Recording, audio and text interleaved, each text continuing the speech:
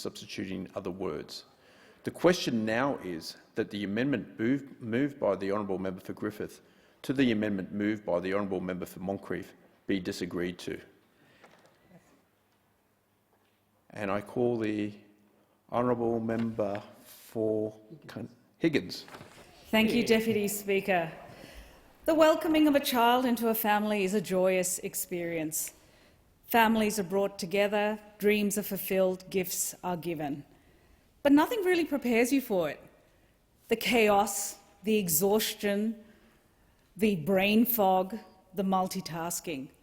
The demands on families are relentless and mounting, and most of the care falls on the shoulders of the woman, the mother, who has to then balance raising a child, looking after other children, attending to household duties, while her career, or what was left of it, slowly ebbs away. Now, this story is familiar to millions and millions of Australian women, including myself. If it takes a village to raise a child, all I can say is that village has disappeared from modern life. We simply don't have the help around us that we once did. Multi-generational families are the exception rather than the rule in our culture. And it falls then on early childhood education and care to pick up that load, that slack. Childcare is not a prop, it is a pillar for so many families and for society at large.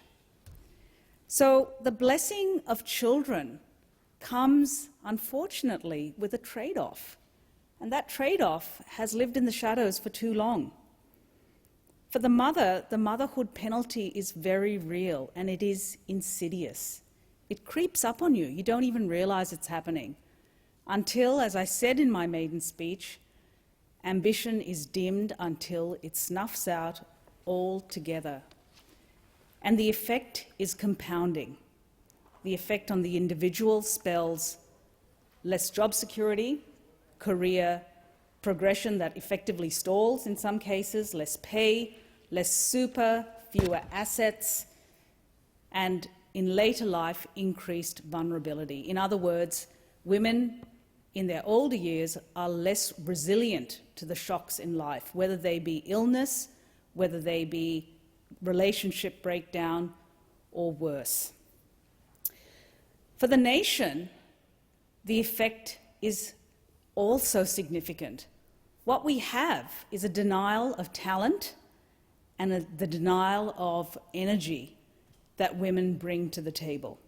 And we are reaping, unfortunately, 9 years of neglect of this entire policy piece of work. Those opposite deprioritise women.